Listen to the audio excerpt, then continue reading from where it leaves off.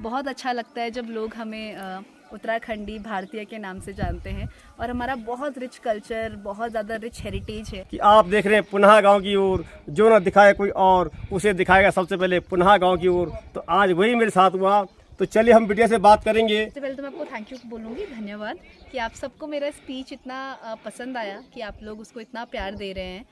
नमस्कार दोस्तों, आप देख रहे हैं पुनः गांव की ओर। तो आज मैं पहुंचा हूं उस बेटे के गांव में जो आज का सोशल मीडिया पर जो है बड़ी चर्चाओं में है। जब उस बिटिया ने राष्ट्रीय युवा सांसद महोत्सव में अपना जो भाषण दिया, तो उसने आज उत्तराखंड ही नहीं बल्कि देश विदेश में रहने वाले हमारे जितने भी उत्तराखंडी भाई लोग हैं, सबका मन मोह लिया। उनकी जो वेशभूषा थी, जो बात करने का तरीका था और जिस तरह उन्होंने रिप्रेजेंट किया अपने उत्तराखंड को, आज उसे देखकर हम सभी के लिए एक बहुत ही गर्व की बात है। आज मैं पहुंचा हूं उसी बिटिया के गांव में, सुनार गांव, और बिटिया हमारे साथ है। और सबसे बड़ी सौभाग्य की बात मेरे लिए है कि जैसा कि मैं कहता हूं कि आप देख रहे हैं पुनः गांव की ओर, जो न दिखाए कोई और उसे दिखाएगा सबसे पहले पुनः गांव की ओर। तो आज वही मेरे साथ हुआ, तो चलिए हम बिटिया से बात करेंगे। बिटिया, सबसे पहले आपको बधाई नमस्ते। और उसके बाद आशीर्वाद। धन्यवाद। आज आपने अपने गांव, अपने माता पिता ही नहीं बल्कि आज पूरे पहाड़ का नाम आपने रोशन कर दिया। आपने जब इंग्लिश में अपनी वेशभूषा में जो आपने भाषण दिया, तो पूरे संसद में सन्नाटा पसर गया था, क्योंकि लोगों को लगा कि किसी ने कुछ बोला है। आज आपको देखकर कई बेटियां ऐसी हैं जिन्हें लग रहा है कि पहाड़ की बेटियां भी कुछ कर सकती हैं। तो मैं चाहूँगा कि आप अपना परिचय दें सबसे पहले। नमस्कार सभी को, मेरा नाम दिव्या नेगी है और मैं टिहरी जिले के सुनार गांव कांडीखाल की मूल निवासी हूं। और अभी मैं गांधी फेलोशिप कर रही हूं जिला प्रशासन उधम सिंह नगर के साथ। अगर मैं इस टॉपिक की बात करूं जो मैंने नेशनल यूथ पार्लियामेंट फेस्टिवल 2023 में चूज़ करा था, that was India's G20 presidency, one earth one family one future. And सबसे पहले तो मैं आपको थैंक यू बोलूँगी, धन्यवाद कि आप सबको मेरा स्पीच इतना पसंद आया, कि आप लोग उसको इतना प्यार दे रहे हैं। उसके लिए मैं बहुत बहुत आभारी हूँ। और मैंने जो ये टॉपिक चूज़ करा था, ये 24 आवर्स से पहले हमको टॉपिक दिया जाता है, जिनमें से 3 टॉपिक्स में से मैंने अपना G20 प्रेसिडेंसी अपना टॉपिक चूज़ करा था अपना स्पीच देने के लिए in the central hall of parliament of India. बेटिया, आपकी जो पढ़ाई है इस गाँव से हुई है?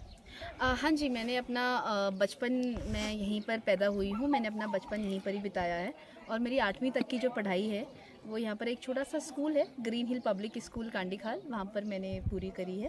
और उसके बाद क्वालिटी एजुकेशन के अभाव में आकर मेरे पेरेंट्स ने मुझे देहरादून शिफ्ट करवा दिया और फिर वहाँ से मैंने अपनी हायर स्टडीज़ को परस्यू करा है। जैसे कि बिटिया, मैं सुन रहा था एक वीडियो में, एक चैनल में सुन रहा था कि आपने जो जैसे साड़ी आपने पहनी, उत्तराखंड की लिबास है, उसको आपने यूट्यूब से सीखा है, क्या ये सत्य है? हाँ जी, एक्चुअली मैं शुरू से ही बहुत सारी चीज़ों में मेरा मन लगा रहता है कि मैं फोक डांस, फोक सॉन्ग्स वगैरह में पार्टिसिपेट करती रहती थी।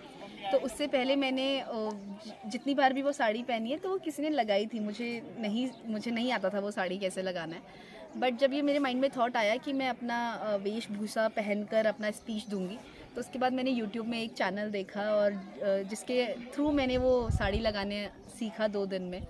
तो हाँ, यही मेरा था। और जो ज्वेलरी था, मेरे पास ऐसा कुछ ज्वेलरी था नहीं, तो मुझे वो ख़रीदना पड़ा कि मुझे अगर उत्तराखंड को रिप्रेजेंट करना है तो मैं हर चीज़ थोड़ा बहुत दिखा पाऊँ। अनफॉर्चुनेटली मैं जो कुमाऊँ का हमारा इतना प्रसिद्ध पिछोड़ा है, मैं उसको नहीं पहन पाई, क्योंकि वो मैं समझ नहीं पा रही थी वो मैच कहाँ हो रहा है। बट मैंने वो अपनी कल्चरल नाइट में पहना था, जो हमारा लास्ट डे होता है वहाँ पर जी। और बेटे, एक बात और मैं जानना चाहूँगा, आपने जो भाषण दिया, बहुत कम लोग हैं जो उसका शब्दार्थ समझ सकते हैं। देखिए, सबसे पहले मैं आपको बता दूं कि अभी भी अमूमन हमने जो सुना तो हमें खुशी इस बात की है। सबसे बड़ी बात है, देखो, नो यानी नाम और हमारी जो जैसे जिस कास्ट हम पहचान, जैसे नेगी है, अगर ये बिटिया सिर्फ और सिर्फ दिव्या लिखती तो शायद हमें नहीं पता लग पाता। लेकिन इस बिटिया ने जब साथ में दिव्या नेगी जोड़ा, सुनार गाँव, तो सभी के मन में जो है खुशी की लहर दौड़ी कि हमारे बच्चे भी यहाँ पढ़ के कुछ आगे बढ़ सकते हैं। और मैं धन्यवाद करना चाहूँगा अपनी उत्तराखंड सरकार का, जो अभी बताया जा रहा है कि G20 जो है हमारे नरेंद्रनगर में होगा। तो मैं यहाँ जो पहुँचा हूँ, मैं इसलिए पहुँचा हूँ कि मैं चाहता था कि इस बिटिया के मुंह से मैं आपको सुनवाऊँ कि इस बिटिया ने इंग्लिश में जो भाषण दिया उसको कहने का तात्पर्य क्या था। उसमें जहाँ तक मैं समझ पाया हूँ कि धरती हमारी माँ है और परिवार में कैसा रहना चाहिए, परिवार का मतलब होता क्या है, वसुधैव कुटुंबकम का जो शब्दार्थ है क्या है। तो बिटिया आप बताएं, जरा सा डेफिनेशन करें आप।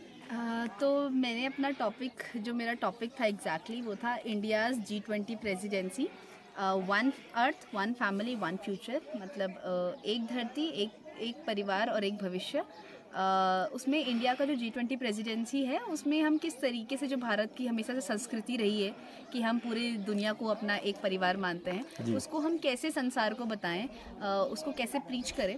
तो मेरे जो पूरे स्पीच का सार यही था कि एक फैमिली होने का मतलब होता क्या है। हमने अपने फैमिली में देखा होगा, जब कोई भी फैमिली का एक मेंबर वीक फील करता है तो जो बाकी फैमिली मेंबर्स होते हैं वो उनको अपलिफ्ट करते हैं, उनको सपोर्ट करते हैं। तो मैंने अपने स्पीच में यही रखा था कि फैमिली का मतलब क्या होता है, हमारी जो ये पूरी दुनिया जो हमारी फैमिली है इसका घर क्या है, हमारा घर पृथ्वी है, और कैसे फैमिली में कोई भी एक इंसान जो भी एक्शन लेता है उसका कैसे पूरे बाकी फैमिली मेम्बर्स पे इम्पैक्ट पड़ता है, और इसकी वजह से हमारा एक कनेक्टेड फ्यूचर होता है। तो मैंने ये तीनों पॉइंट्स को लिंक करा था। और वसुधैव कुटुंबकम की जो बात आप कर रहे हैं, वही हमारा इंडिया का जो G20 का जो हमारा टैग लाइन है, जो हम पूरी दुनिया को बताना चाह रहे हैं कि भारत एक ऐसा देश है जो पूरी दुनिया में the world is one family में बिलीव करता है।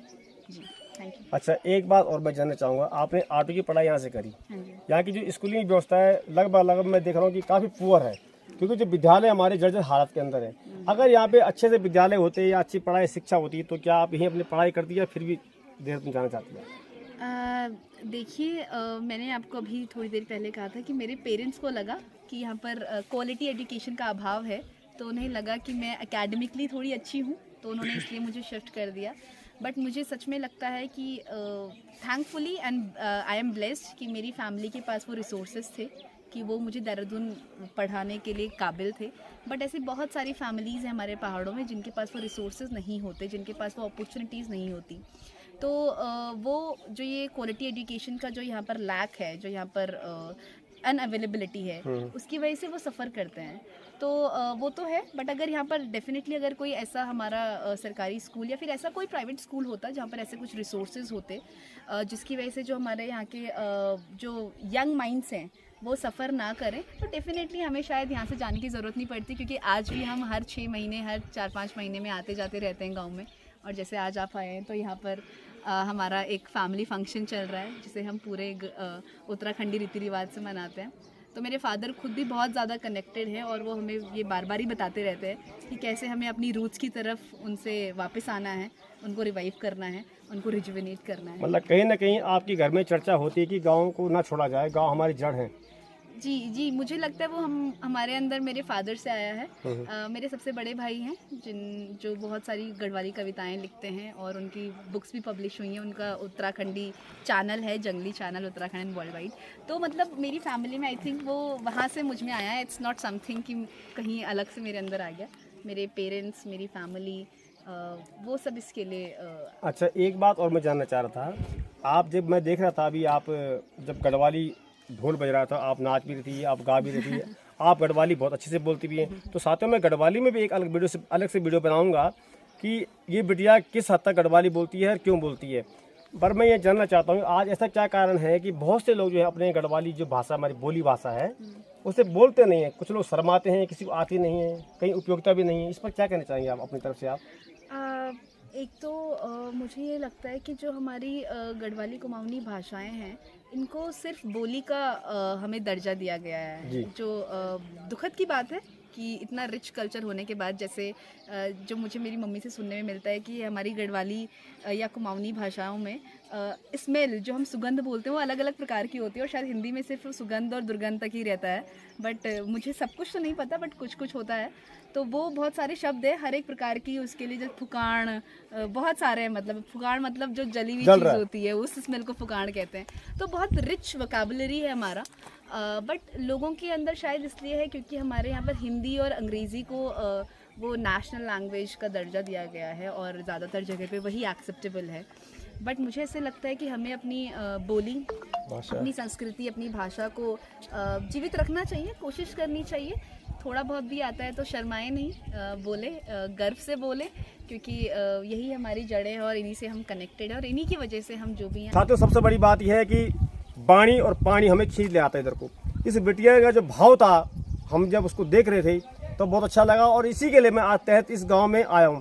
मैं धन्यवाद करता हूं अपने उस मित्र गोसाई का, जिसने दिल्ली से मुझे स्पेशल फ़ोन किया कि वो बिटिया गांव आ रखे, आप वहाँ पहुँचें। तो ये बहुत बड़ी बात है मेरे लिए कि आज आप लोग इतना प्यार देते हैं। आप फाइनली कुछ संदेश देना चाहेंगे? मैं बस इतना ही कहना चाहूँगी कि थैंक यू सो मच, दिल से आभार आप सभी का कि आप इतना प्यार दे रहे हैं। और जो अभी पुनः गांव की ओर जो ये चैनल है, इनका फोकस भी है कि हम अपनी रूट से कनेक्टेड रहें। कोशिश कीजिए, आप देश के या ग्लोब के, वर्ल्ड के किसी भी कोने में हैं, अपनी संस्कृति को प्रैक्टिस कीजिए। बहुत मज़ा आता है, बहुत अच्छा लगता है जब लोग हमें उत्तराखंडी, भारतीय के नाम से जानते हैं। और हमारा बहुत रिच कल्चर, बहुत ज़्यादा रिच हेरिटेज है। नहीं, मुझे भी बहुत कुछ नहीं पता है, धीरे धीरे कोशिश करूँगी सीखने का। सीखती रहती हूँ और आप सभी से भी यही उम्मीद है कि आप भी सीखते रहें और प्रयास करते रहें। और मुझे ऐसा लगता है कि सब मिलकर करेंगे तो हो ही जाएगा। धन्यवाद। तो आपका बहुत बहुत धन्यवाद और समय दिया। तो साथियों, मैं सबसे पहले जो है धन्यवाद करता हूँ उस माता पिता को जिन्होंने जो अपने बच्चों को संस्कार दिए। और मैं कहना चाहूँगा, आज आप चैनल के माध्यम से हमारा जो मिशन भी यही है कि अपनी बोली, अपनी भाषा को आप कतई ना भूलें, अपनी जड़ों से जुड़े रहें। आप अंग्रेजी बोलिए, फ्रेंच बोलिए, कोई भी भाषा बोलो, लेकिन अपनी जो हमारी बोली भाषा है उसको भी आप याद रखें। और हमारा जो गौरव है पहाड़ का, हमारी भाषा से, हमारी संस्कृति से और हमारे पहनावे से पहचाना जाता है। तो इसको जीवित कैसे रखना है, ये आप हम सबका काम है।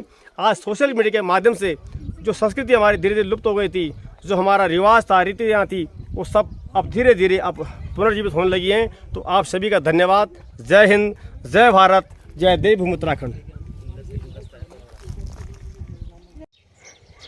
तो साथियों, यही वो स्कूल है जहाँ बेटी दिव्या नेगी ने अपनी 8वीं तक की शिक्षा ग्रहण की। Green hill public junior school, Kandikhal, Tehri Garhwal.